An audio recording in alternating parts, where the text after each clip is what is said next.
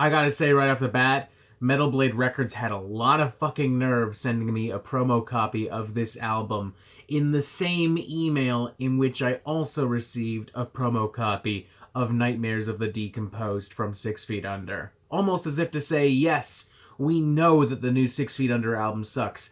That's why we also gave you the Anaal Nathrakh album. You're fucking welcome, Metal Meltdown. You're welcome.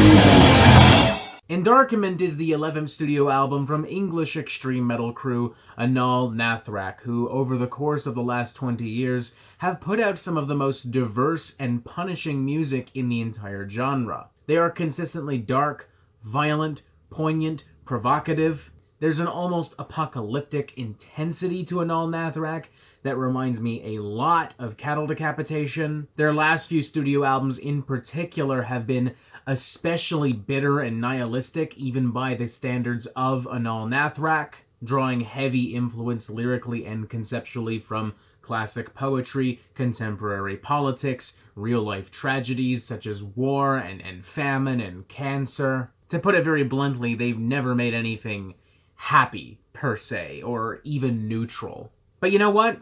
Fuck it. Because 2020 is not a happy year, nor is it a very good year to be neutral on any particular stance. For these reasons, not only is Endarkenment perhaps one of the most brutal offerings that Anaal Nathrakh have ever given us, it's quite possibly one of the most brutal and even poignant albums of 2020, consistently assaulting you with its warnings of tyranny, fascism, the apocalypse, further emboldened by Anaal Nathrakh's most diverse sonic palette to date, to the point where I'm really not sure what we can even call this band. Like, industrial black metal is not gonna cut it anymore. How about industrial, melodic, blackened death grind?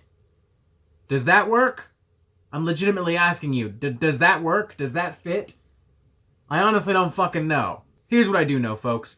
Endarkenment is fucking rad, and that's all that matters at the end of the day. Title track Endarkenment starts us off on a particularly staunch and abrasive note, as thick walls of blackened death and grind riffery close in from every possible angle, surrounding you and consuming you in their utter chaos. It would be genuinely overwhelming if it were not for the incredibly triumphant chorus that suddenly takes hold of the song and guides it out of said chaos. Suddenly, there's a very epic power metal grandeur to this cut, particularly with the explosive twin guitars closing out the chorus, almost acting as a physical metaphor for there's light at the end of the tunnel. Similarly, the track Age of Starlight Ends practically bulldozes itself through walls of abrasive noise and anxious melody, eventually erupting and in turn paving way for the album's most cathartic hook on the entire album. Eventually, these melodic influences grow to become so powerful and so prevalent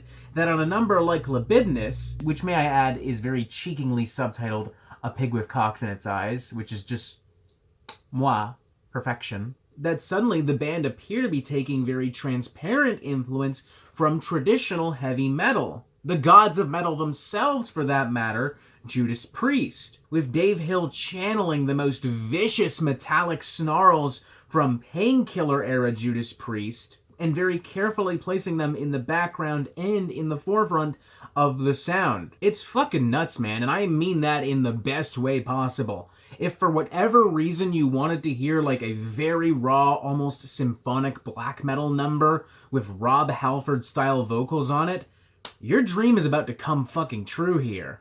And even tracks that aren't as obviously melodic as Libidinous or Endarkenment or The Age of Starlight Ends still have some very powerful, if subtle, melodic soundscapes within them. Take, for instance, the track Beyond Words, which manages to find an ooey gooey sticky sweet spot right in between blackened death metal and old school symphonic black metal, almost feeling like a sickly fusion of the earliest works from both Behemoth and the Black Dahlia Murder. Now from here on though, I have to be honest, The album did lose a little bit of its luster and appeal for me. Not necessarily because there's a decline in quality. In fact, there is still plenty of punishing material to be found, particularly in the cuts Requiem and Create Art, Though the World May Perish, the latter of which may very well be the most poignant fucking song I've heard in 2020. The issue here simply is that Anaal Nathrakh find themselves settling into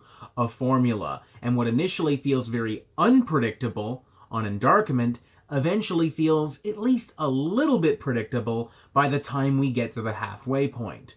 It's just a very heavy-handed record. The band pull all the tricks out of the bag way too soon. Like, think of it this way. The first 5 songs on this album are the first 10 minutes of Up. And the last 5 songs on this album is the rest of the movie Up. It's still good, but holy fuck those first 10 minutes. Holy fuck! Shit, we might have to do a little bit of math for the final score here. Alright, that's okay, we can work this out. Let's see, the first half of this album I'd probably give a 4.5 out of 5. The second half I would probably give closer to a 3.5 out of 5. So let's go right in the middle, 4 to 5. Hell yeah, that sounds fair to me. Maybe it's not an absolute banger from start to finish, but damn, there are plenty of bangers on here.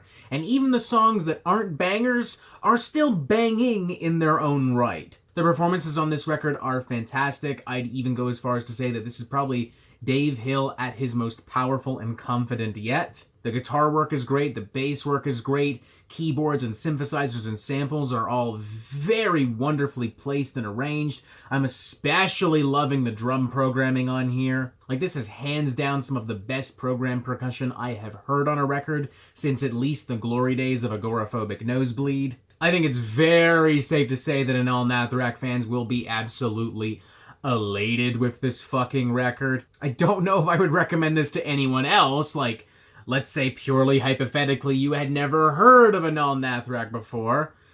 This may not be the best place to start. Although that being said, I can't think of a great entry point for this band, so maybe the best option is literally to just say fuck it, jump off the diving board, straight into the deep end. Do a fucking belly flop, man. Fucking go nuts. Splash that industrial, melodic, black and death grind goodness all over the place. So, 4 to 5, it's definitely not the masterpiece that many are hyping it up to be. Looking right at you, Jamie Horsley. I'm looking at you, buddy. But it is nonetheless still a very entertaining, satisfying, and cathartic record.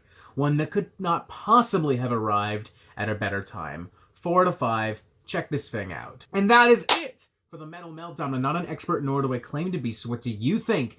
Do you like this record? Do you not like this record? And what do you want to hear from me next? And thank you for watching. Make sure you press subscribe right there so you get updates on the Metal Meltdown fucking immediately. And you have yourself a fantastic fucking day.